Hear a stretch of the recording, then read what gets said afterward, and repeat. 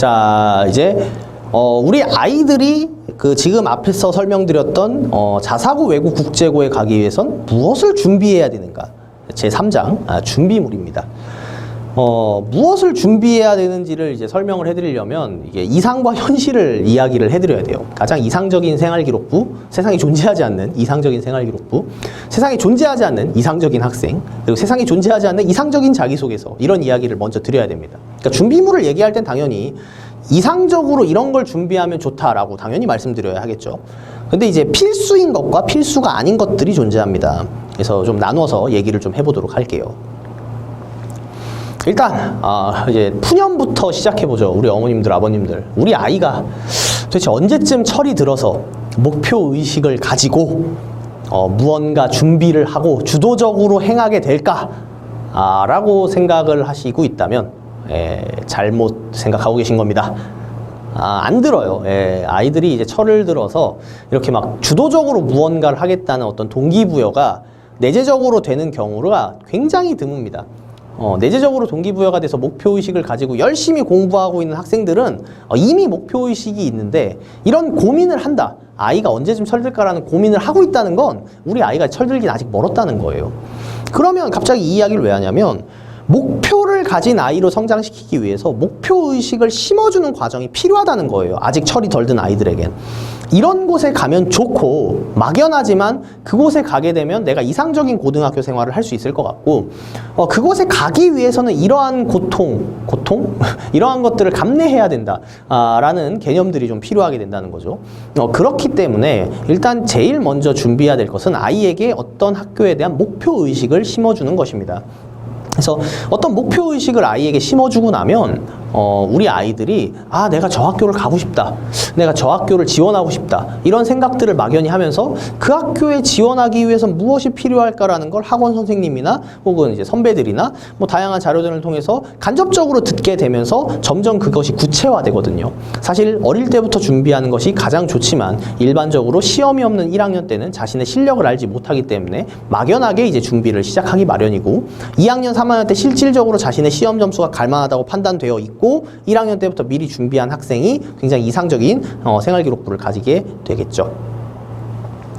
그래서 일단 생활기록부를 관리함에 있어서 되게 기왕이면 좀 일관된 진로를 가지고 있었으면 하는 방향이에요. 앞서 말씀드렸던 용인외대보고 자기소개서 설명드릴 때 진로가 그렇게 갑작스럽게 바뀐 사례들을 잠깐 살펴보면 진로가 갑작스럽게 바뀌었다라는 것은 어릴 때와 점점 나이가 들면서 현실을 알게 되는 시기에서의 꿈이 점점 달라진다는 건데 어릴 때의 꿈이 이제 유튜버나 뷰티 아티스트나 이제 면학과는 공부를 하는 것과는 거리가 있는 직업군을 세팅을 해버리면 활동이 굉장히 이상해집니다. 그러니까 방향을 하나 잡아야 되는데 어차피 상상고를 지원하려고 한다면 진로 방향과는 크게 문제가 없이 자신의 공부를 열심히 하는 그 경험이 있으면 되는 거니까 많은 학교들이 이제 진로에 대한 것들을 좀 일관되게끔 세팅해 놓고 그 관련된 진로에 대한 활동을 하길 바라는 거거든요. 근데 이거는 대학교 입시에서도 똑같다는 거죠. 고등학교 1학년에 갔는데 내가 문과적인 성향의 활동을 막 하다가 2학년 때 이과로 전향하고 싶어서 이과 활동을 막 하고 있으면 이게 활동이 일관적이지 않다는 겁니다. 그래서 고등학교는 이런 진로 연계성과 일관성을 수업을 듣는 행위로서 증명할 수 있어요. 내가 물리 2를 들었잖아, 나는 과학을 좋아해, 이런 식으로 얘기할 수 있는데 중학교는 선택 중심의 형태가 아니니까 그럼 그러한 것들을 진로 방향에 맞는 활동인 동아리 활동 같은 것들로 채울 수 있는데 그 방향성과 이 뼈대가 진로 방향입니다. 내가 문과적인 성향이 진로인지 이과적인 성향이 진로인지를 조금 더 일관적으로 얘기를 했으면 좋겠다, 기왕이면. 자, 그럼 내신은 필수입니다. 이 준비물에서 내신이 기준이 안 되는 걸 전제로 하지 않아요. 그래서 첫 시험이 되는 2학년 1학기, 2학기 시험, 특히 이제 2학년 1학기 첫 시험에서 내가 생각한 것만큼 적당히 나는 공부를 해서 시험 점수가 잘 나오겠지라고 생각하면 안 됩니다. 사실 가장 많은 힘을 쏟아야 할 때가 2학년 1학기고요. 그 다음에 좀 이제 한 번 시험을 봤으니까 어느 정도 공부하면 되겠지라는 감이 생겨서 우쭐하게 될 수 있는 2학년 2학기, 요 두 학기는 정말 중요해요. 왜냐하면 3학년 1학기, 2학기쯤 되면은 큰 사고가 없는 한 자신의 내신 성적은 어느 정도 유지가 되거든요. 그래서 내신을 관리하는 행위는 필수이기 때문에 1, 2학년 때는 내신 관리에 굉장히 좀 힘을 쏟아야 됩니다. 그렇다면 이제 내신이 필수가 아니었던 1학년 같은 경우에는 다양한 활동들을 할 수 있는 기회로서 받아들일 수 있겠죠. 그래서 시험이 없는 1학년 같은 경우에는 다양한 외부 경험을 해보기를 권장해 드립니다. 특히 어머님들한테 많이 이야기해 드리는 건데 목적을 가진 아이로 만드는 것이 단순히 학원에서 선생님들의 말을 통해서 이렇게 이루어진다라고 생각하면 안 돼요. 1학년 때 시험이 없으니까 하루쯤 쉴 때나 학원 방학 때 아이를 데리고 이제 놀러를 가는 것도 좋지만 다양하게끔 경험해보고 아이가 꿈을 좀 가지거나 그런 진로 체험 박람회라던가 어떤 박물관에 좀 갔다 온다거나 그 방학 숙제 같은 거를 함께 참여해주는 이런 것들은 이런 가정학습적인 분위기가 결국 아이의 목표의식을 좀 단단하게 해줄 수 있는 그런 걸로 작용이 되거든요. 그래서 시험이 없는 1학년 동안에 다양한 외부 경험들을 할 수 있게끔 했으면 하는데 이건 이제 코로나 상황 때문에 조금 좀 골치가 아프죠. 그래서 코로나 상황 때문에 이게 잘 안 될 거라고 생각이 된다면 집에서 책이라도 다양하게 읽을 수 있게 도와주세요. 네, 그 책 독서가 분명히 언젠가 도움이 될 겁니다. 자, 그리고 이제 나서야 할 때 나설 수 있는 아이, 요거는 준비물 중에서 되게 중요한 이제 리더십, 협력심, 그리고 외향적인 태도를 기르기 위해서 필수적인 개념인데 사실 이제 반장, 부반장을 한 번쯤은 해보면 좋아요. 그러니까 자기가 나서야 되고 누군가의 대표로 서서 무언가를 말한다라는 관점에서 최소한 논리정연하게 말을 하든 남 앞에서 이상하게 말을 하든 웃기게 말을 하든 간에 말을 해본 경험이라고 하는 건 자사고 외고 국제고를 갈 때 필요한 면접이라는 관점에서 정말 중요합니다. 그래서 우리 아이가 나서야 할 때 나설 수 있는 아이로 성장하기 위해서 필요한 준비물은 주로 이제 그냥 그 교우 관계 같은 것들도 중요하고 반장, 부반장의 임원활동 경험도 중요하고 하다못해 그냥 어떤 총무나 그냥 과목 그 반장 같은 것들도 좋습니다. 자, 그리고 이기적이지 않은 거. 이건 좀 이상적인 개념인데요. 그러니까 밝아야 된다라는 건 긍정적인 아이를 얘기해요. 그러니까 이렇게 설명드리면 어머님들이 좀 빠르게 납득하시는 편인데 아이가 이제 친구를 데리고 집에 놀러 오면 요즘은 그런 문화가 잘 없지만 친구를 데리고 자기 집에 놀러 오게 되면 어머님들이 그러고 싶어서 그러는 게 아니라 데리고 온 친구를 자연스럽게 위아래로 훑게 돼요. 되게 자연스럽게. 왜냐하면 내 아이의 친구니까 이게 어떤 친구인지 너무 궁금하거든요. 그러면 한 3, 4초 내외로 고정관념이라는 게 생깁니다. 아, 어떤 아이겠구나. 이런 아이겠군. 이라는 생각이 생겨요. 그러면서 이제 막 머릿속에 걱정이 생기기도 하고 그래 쟤랑 좀 친하게 지내라라고 생각하기도 하고 그럼 이제 남아있는 기간 아이가 노는 걸 보고 친구와 어떤 관계가 되어 있는지 묻고 뭐 이제 거기 어머님 뭐 하시니? 거기 아버님 뭐 하시니? 그럼 이제 아이들은 모르거든요. 걔네들 엄마 아빠가 누군지를 걔네들 엄마 아빠가 어떤 일을 하는지가 목적이고 그것 때문에 걔랑 사귀는 게 아니기 때문에 그런 걸 모르지만 어쨌든 그 아이를 봤을 때 아, 어떤 친구겠구나라는 판단이 서버리면 이제 나머지 시간 동안은 저 친구가 진짜 그런 아이인지를 확인하는 과정에 불과하다는 거죠. 이게 면접장에서 우리 아이가 들어오자마자 어떤 아이인지 판단이 서요. 많은 선생님들과 면접관들은. 그래서 그게 대부분 다 진짜 그렇고 그래서 우리 아이가 되게 밝고 긍정적이고 잘 웃는 아이가 면접에서 훨씬 더 유리하다고 말씀을 드릴 수 있는 거죠. 그러니까 아이를 바라봤을 때 면접에서 평가할 수 있는 외적인 요소가 평가된다면 저런 이기적인 혹시 마음이나 말투나 그런 약간 틱틱대는 경향이나 이런 것들이 혹시 있는 건 아닌지 이런 것들이 사실 굉장히 좀 중요한 개념입니다. 그래서 생활기록부 관련해 가지고는 위에 3가지 그리고 아이에 관련돼 가지고는 아래 2가지가 사실상 가장 이상적인 준비물이에요. 이상적이라는 개념은 이렇지 않은 아이들도 저희가 열심히 케어를 해보겠다라는 말씀인 거고요. 자, 그럼 이제 생활기록부를 구체적으로 관리하기 위해서 내신은 필수라고 말씀드렸으니까 대외활동, 학교활동 이런 것들이 앞으로는 기록이 점점 축소된다는데 그럼 이제 안 써지니까 이런 걸 할 필요가 없는 거 아니야? 라고 생각하실 수도 있어요. 실제로 동아리 활동도 점점 기재 기록이 짧아지고 생활기록부 보면 써질 수 있는 거는 많지도 않고 근데 이제 여쭤보고 싶은 거는 안 써지니까 안 한다? 이거는 조금 자칫하면 굉장히 이제 목적 위주의 달성을 위한 아이로 성장할 가능성이 높습니다. 그러니까 어른이 돼서는 이제 어떤 목표를 달성하기 위해서 어떤 수단을 써야 된다라는 관점이 생기는데 지금 우리 아이들은 벌써부터 그런 관점을 가지기에는 너무 어리다고 저는 생각해요. 그러니까 내가 이것을 달성하기 위해서 이렇게 하겠다라는 수단으로서만 발생하는 게 아니라 대회를 참가하는 이유가 상이라고 하는 걸 따기 위함이 아닌 대회에 참석함으로써 거기서 뭔가를 배우고 얻을 수 있는 그런 경험을 했으면 좋겠다. 이게 이제 저의 생각이에요. 이게 이제 이상적인 생각이죠. 그래서 안 쓰이니까 안 하는 것보다 안 쓰여도 괜찮으니 자기가 다양한 활동들을 해본 경험을 쌓는 거, 이게 정말 중요합니다.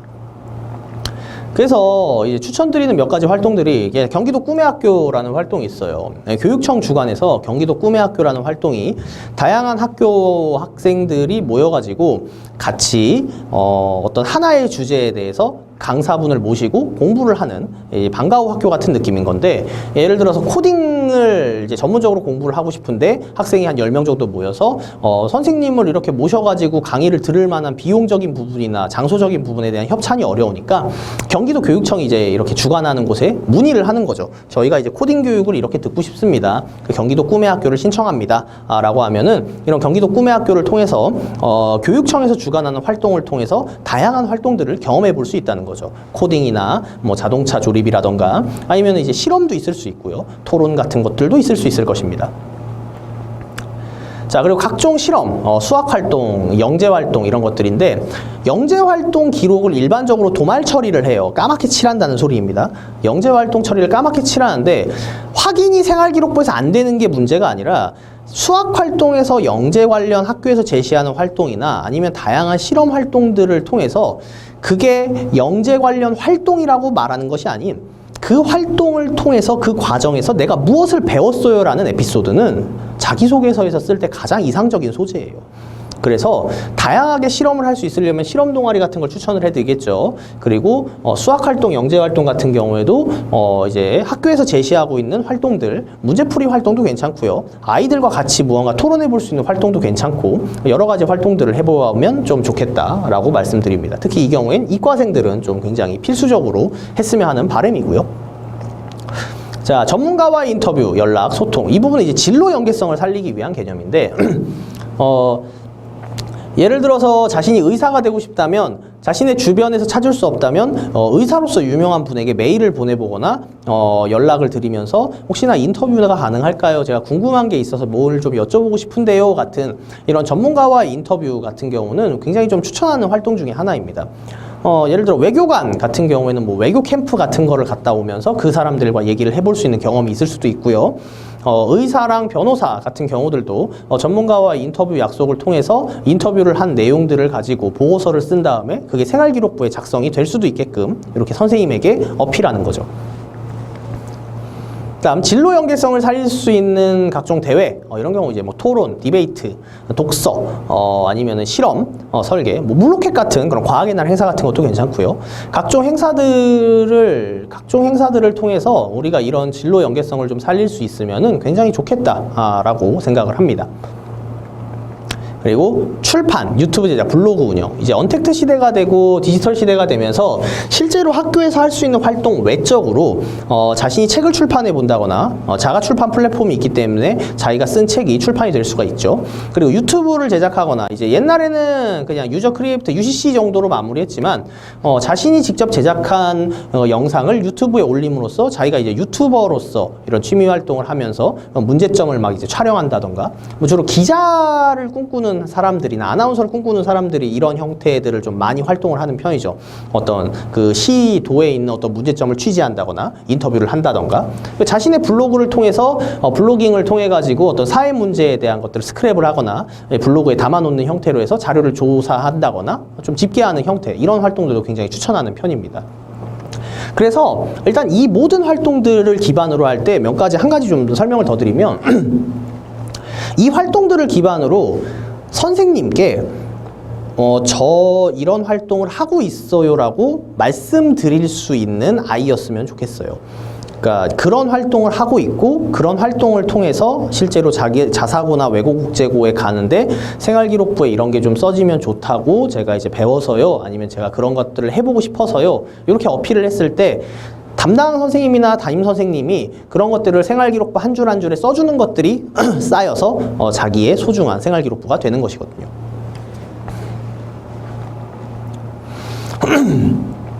자, 그리고 이제 학교 생활이 굉장히 계획적이어야 됩니다. 이건 사실 학생부 종합전형의 문제점이기도 한 건데, 학생들에게 어떤 자사고 입시, 외국어 국제고 입시를 하거나 대학교 입시를 하기 위해서 1학년 때부터 되게 계획적인 학교 생활을 강제하게 돼요. 그래서 1학년 때 내가 이런 걸 해야 돼, 저런 걸 해야 돼라고 아이가 스스로 생각한다? 이런 건 좀 힘드니까 어머님들의 도움이 좀 필요한 거죠. 이게 미리 계획을 해놨다가 그게 어그러져서 일반고를 가게 되는 경우는 상관이 없는데, 계획을 안 해놓은 상황에서 뭔가 학교 생활을 적당히 하다가 3학년이 됐는데 내신이 괜찮아서 자사고에 들어가려고 하면 소재거리가 없어서 굉장히 자기소개서 쓰는데 어려움이 있습니다. 그래서 일단 수행평가 부분을 굉장히 신경을 좀 써주셔야 돼요.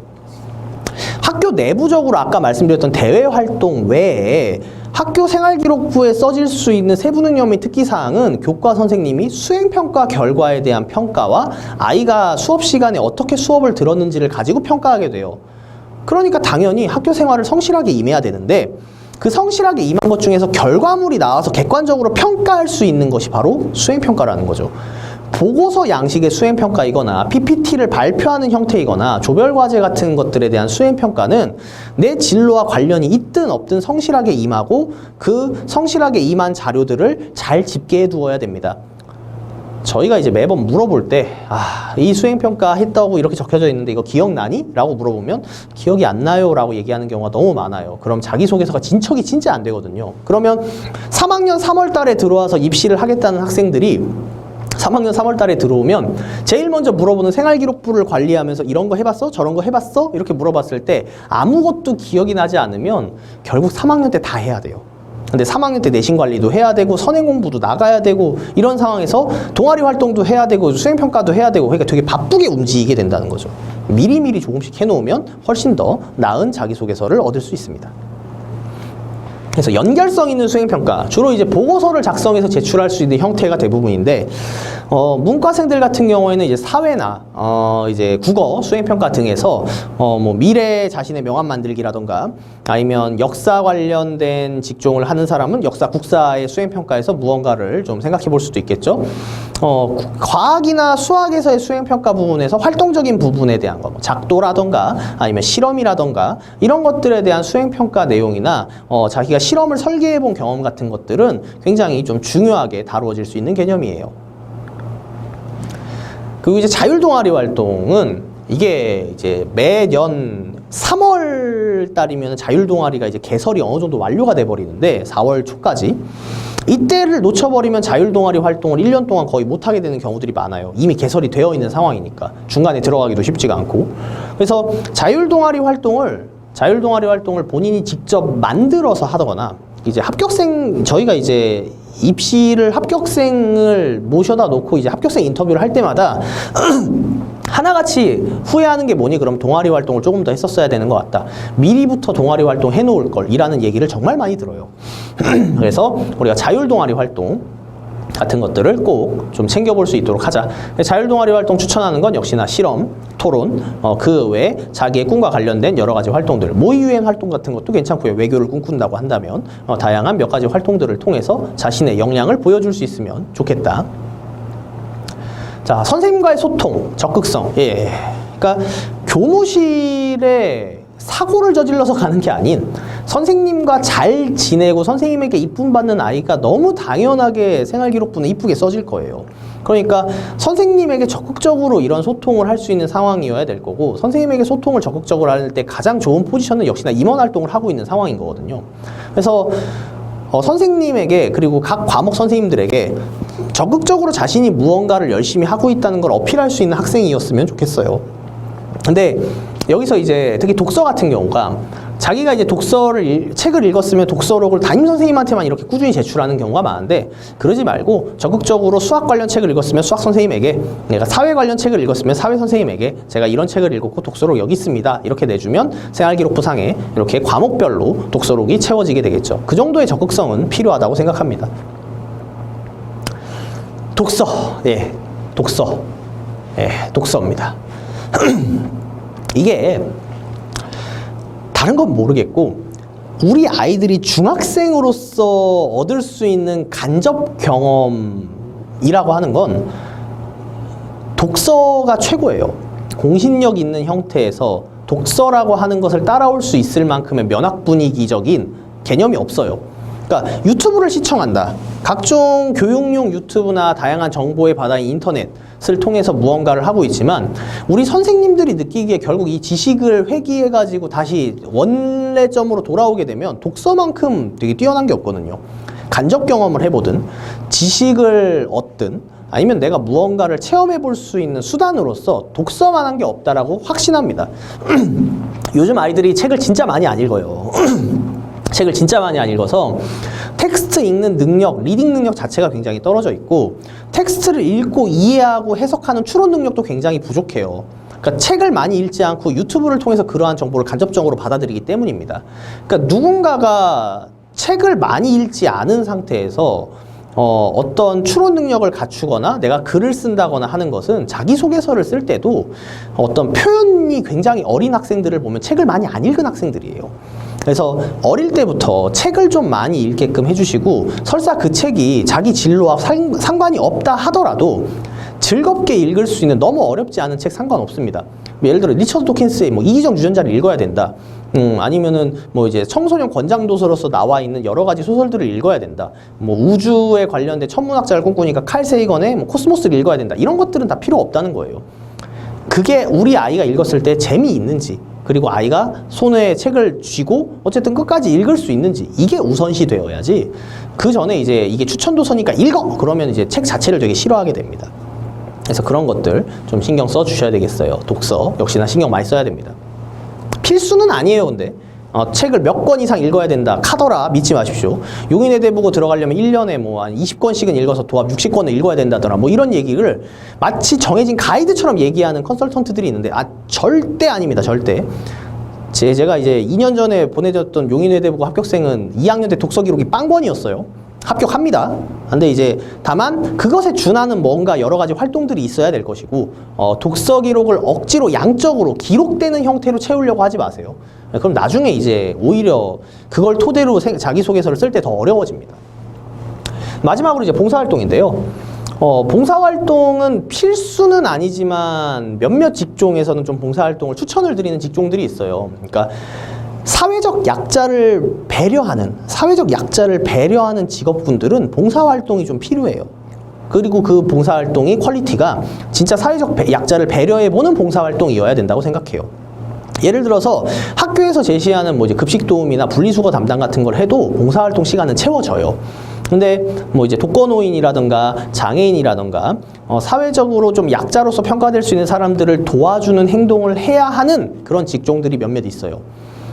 가령 이제 인권 변호사라던가 자신이 이제 그런 사회적 약자를 돕기 위한 연구원이라던가 이런 활동을 해야만 하는 직종들은 봉사활동에 대한 것들이 좀 중요한데 시간보다 꾸준함이 중요하고요. 10시간짜리 한 번 하는 것보다 1시간짜리 10번 하는 게 훨씬 꾸준하게 그것에 대한 지속적인 관심을 가졌던 것으로 보이기 때문에 그래서 이런 봉사활동을 좀 계획적이고 체계적으로 하셔야 되는데 봉사활동 같은 경우에 이제 여름방학, 겨울방학을 이용해서 코로나가 좀 잠잠해지면 할 수 있으면 좋겠고요. 독서 같은 경우에는 상시 좀 하고 있었으면 좋겠습니다. 자율동아리는 시기상 3월 달에 좀 진행하셔야 될 거고요. 수행평가 같은 경우에는 4월, 5월 중간고사 끝나고 난 이후 이런 것들 잘 챙기시고 그걸 잘 스크랩해 놓기를 바라는 마음입니다. 자, 이제 마지막으로 우리 저희 지트 입시에 대해서 기본적으로 좀 안내를 좀 드리도록 할게요. 저희 지트 입시는 일단 제공되는 서비스는 3학년을 대상으로 합니다. 현, 중, 3 올라온 학생들의 내부 재원생들을 기본으로 하고요. 외부생들도 상관이 없어요. 외부생들도 컨설팅을 이렇게 요청하시면 제가 이제 컨설팅을 해드립니다. 생활기록부를 들고 와서 컨설팅을 좀 받겠다고 요청하시는 경우 외부생 같은 경우에는 비용이 산정되지만 내부 재원생 같은 경우에는 이 설명회를 보시고 학원에 연락 주셔서 우리 아이 생활기록부 2학년 것까지 이렇게 되어 있는데 혹시 같이 보면서 저 어떤 입시를 해야 될지 좀 고민인데 얘기 좀 나눠볼 수 있을까요? 라고 이렇게 시간 약속을 잡는 건 언제나 환영입니다. 그래서 학원 데스크에 연락 주셔가지고 저 입시 담당 선생님이랑 좀 입시 관련해가지고 상담 좀 받고 싶은데요 라고 얘기하시면 얼마든지 제가 이렇게 상담을 좀 해드리도록 할 거예요.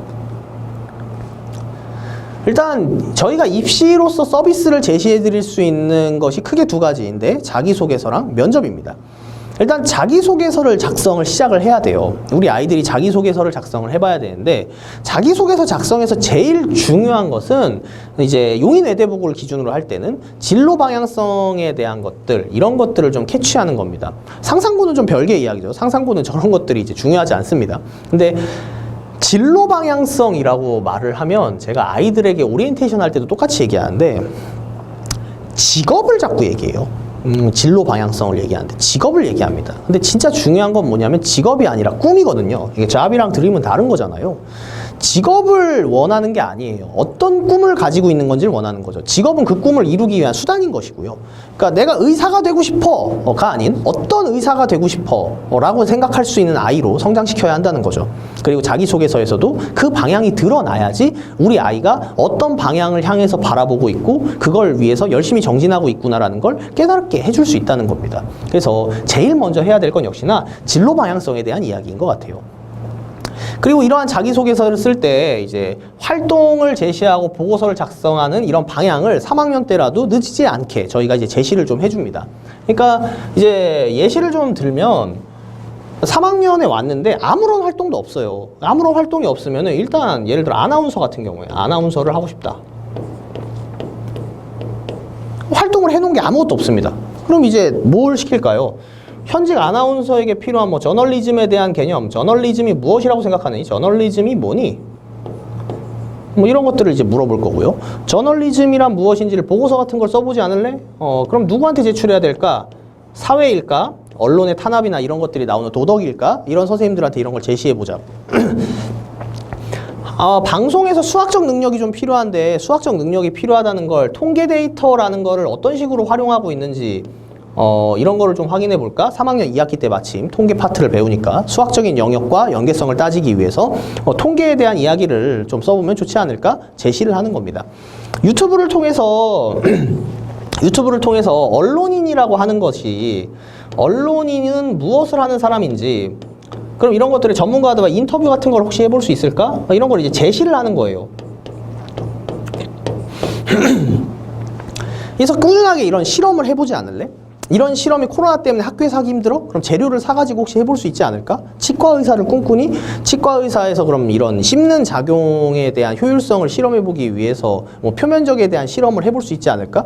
이런 것들을 저희가 아이들과 계속해서 얘기를 해나가면서 그런 계획성까지 수립해가지고 앞으로 어떤 식으로 해나가면 되지 않을까라는 걸 매 주마다 같이 얘기하는 거예요. 지금 우리가 처해져 있는 상황이 생활기록부상에서 이런 활동이 있는데 이게 네가 기억이 나지 않는다고 하니 이런 관점에서 비슷한 실험이나 토론을 해볼 수 있으면 좋겠다. 학교에서 유네스코의 역할, 통일이 되기 위해서는 무엇이 필요한지 같은 것들을 발표할 수 있는 수단이 있니? 이런 것들을 이제 끊임없이 얘기하면서 아이에게 방향성을 제시해 줄 수 있어야 한다는 거죠.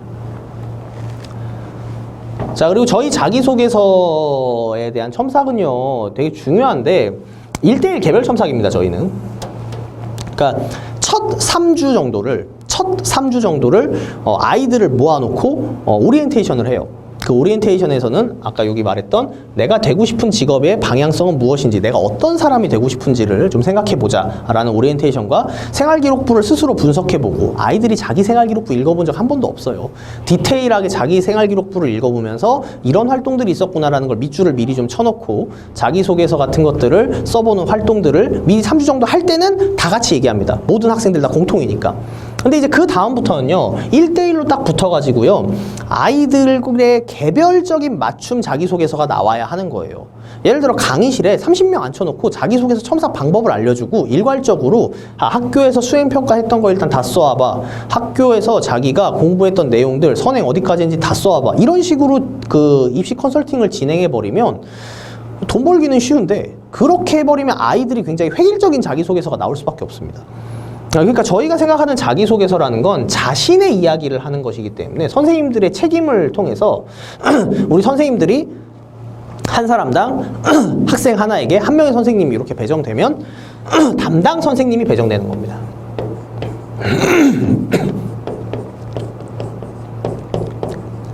그래서 자기소개서는 담당 선생님 제도로 가요. 나를 담당해주는 선생님이 계시고 나는 그 선생님과 내 입시 방향에 대해서 끊임없이 논하게 되는 것이죠. 그래서 그 선생님은 당연히 자신이 담당하는 학생들에 대한 책임감을 가지게 됩니다. 자, 전공학습 스토리. 이게 성장이라는 키워드가 저희 학원의 모티브이자 입시에서의 그 가장 중요한 포인트인데, 아이들을 성장시키는 거.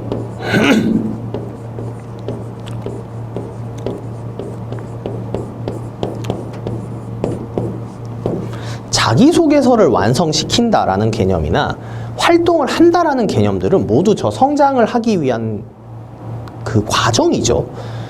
자기소개서가 나오고 합격을 하고 면접을 하고 다양한 걸 배우면 결국에 합격을 바라게 되겠지만, 합격 그 자체가 아닌 이 과정에서 일어나는 아이들의 생각에 대한 성장이, 고등학교 들어가면 나는 이런 식으로 체계적으로 계획을 세우고 수립하고 이런 대외 활동들을 열심히 해서 대학 갈 준비를 가지고 해야겠다라는 목표의식 같은 것들을 성장을 이렇게 시킬 수 있다는 거예요. 이게 굉장히 중요한 거죠. 그래서 자기소개서를 쓰는 과정에서도 내가 처음에는 이랬는데 가면 갈수록 이런 생각들을 가지게 되었어. 가면 갈수록 이런 생각들을 가지고 이런 이야기를 할 수 있을 것 같아 같은 성장 스토리로서 이게 좀 흘러가게끔 저희가 스토리를 잡고 있고, 이러한 것들을 저희는 전공학습 스토리라고 명명하고 있습니다. 이제 면접이죠. 다음 이제 도와드릴 수 있는 건 면접인데, 일단 다른 지원자들과의 배움의 장, 요건 이제 뭐냐면 2인 1조를 기반으로 합니다.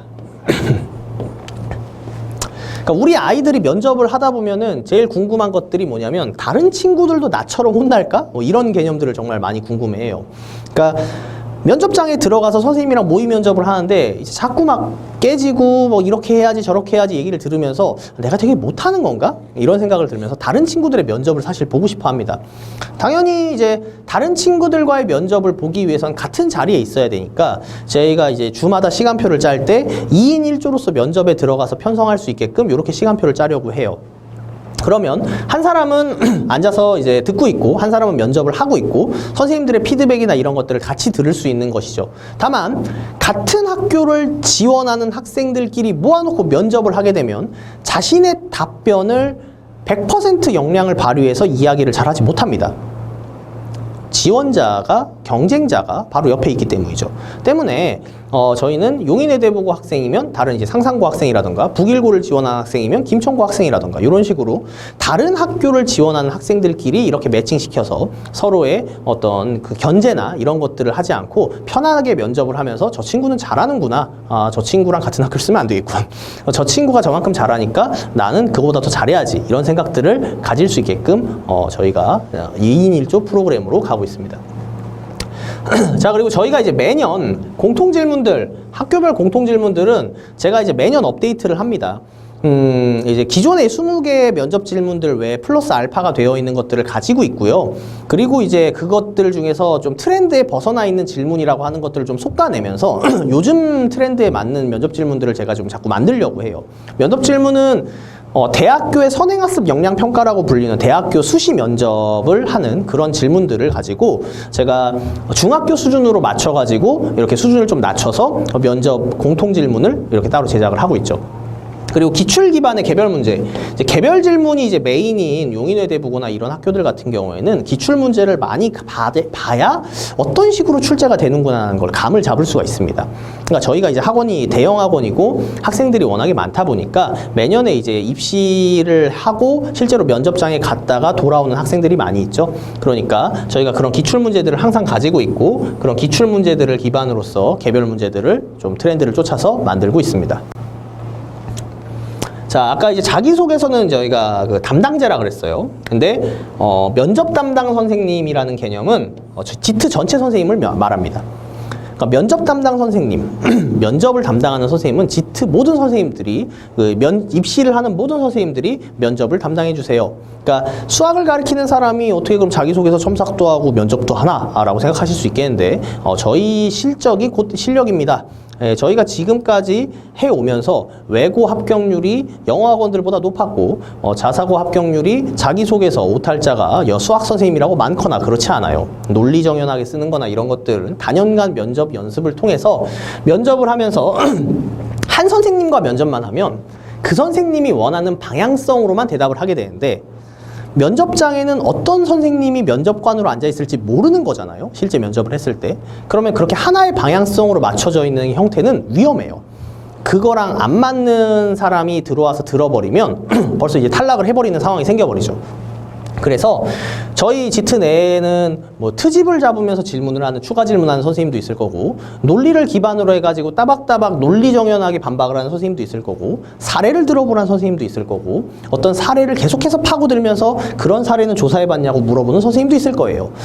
때문에 면접을 하면서 공부를 시킬 수 있는 방향성이 굉장히 다양하고요. 많은 합격생들이 이것을 저희 지트 입시의 최고의 장점으로서 꼽고 있습니다. 면접을 그래서 가장 잘하고 빠르게 잘하고 실력을 좀 늘릴 수 있는 방법이 뭘까요? 결국 뭐냐면 합격생들의 면접 영상을 보는 거예요. 합격한 학생들은 합격한 이유가 있겠죠. 면접을 하는 데에서 어떤 식으로 면접하는 게 이상적인 면접이구나 라는 영상을 학생들이 뭐 요청하면 저희가 합격생들의 이런 면접 영상들을 보여줄 수 있습니다. 작년, 재작년, 재재작년 합격생들은 어떻게 면접 준비를 해왔고, 그걸 통해서 마지막에 파이널이 돼서는 어떤 면접을 행했는지, 이런 것들을 저희가 면접 영상을 보여주면서 빠르게 면접에 대한 역량치를 키워 올라올 수 있게 된다는 거죠. 이것들이 저희 지트 입시에서 면접에서 가장 큰 장점이 됩니다.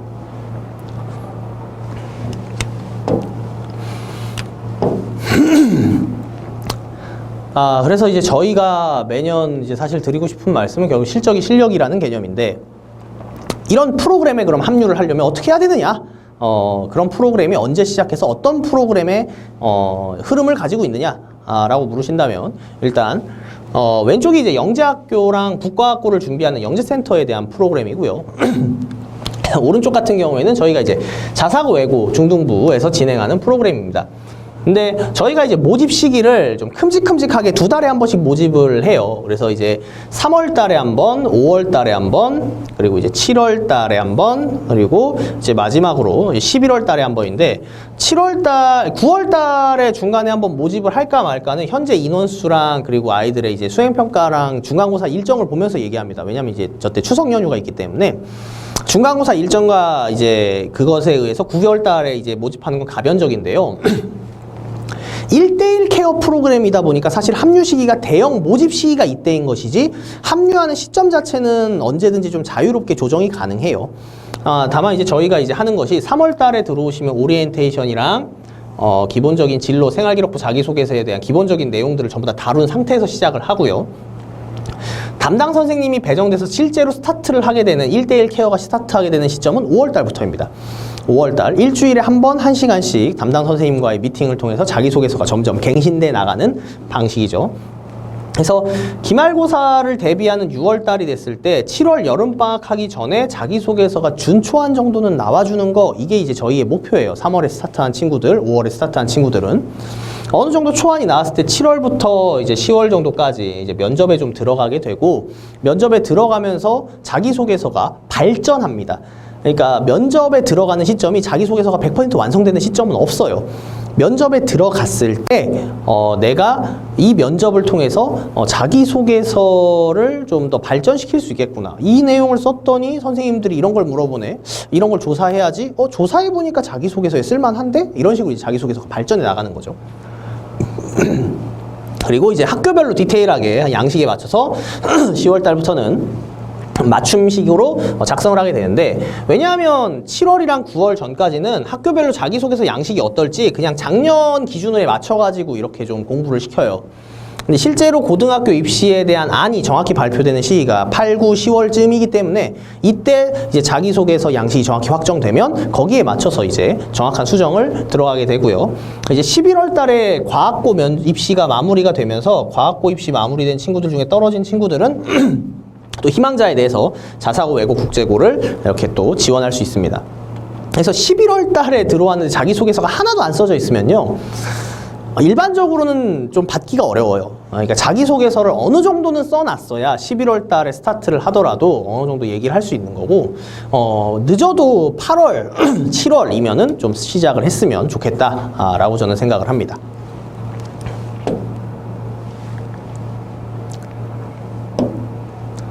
자, 그래서 저희가 이제 매년, 실적이 실력인데, 매년 자사고, 특목고, 영재고, 과학고 학생들을 이렇게 많이 합격을 시키면서 느낀 감정들은요, 우리 아이들을 성장시키기 위해서 희생하는 선생님들의 열정과 노력 덕분에 학원의 규모가 점점 커지고 이러한 합격생들을 많이 낳을 수 있다라고 저는 생각해요. 그래서 입시를 이제 고등 입시를 담당하고 이러한 것들을 말씀드릴 수 있는 자리에서 확실하게 말할 수 있는 것은 저희는 아이들을 가르칠 때 아이들을 합격시키기 위한 노력들과 아이들을 성장시키기 위한 노력을 지금까지 단 한 번도 멈춰본 적이 없습니다. 그래서 입시라고 하는 개념을 통해서 아이들이 합격을 하든 하지 않든 아이들이 실제로 지원을 하든 하지 않든 간에 좀 성장할 수 있는 기회와 발판으로서 어머님들이 이런 것들을 좀 접해보셨으면 하는 바람이 있어요. 네, 오늘 긴 시간 감사드렸고요. 저는 GT 고등입시 전략연구소의 서경민 과장이었습니다. 오늘 하루 고생하셨습니다.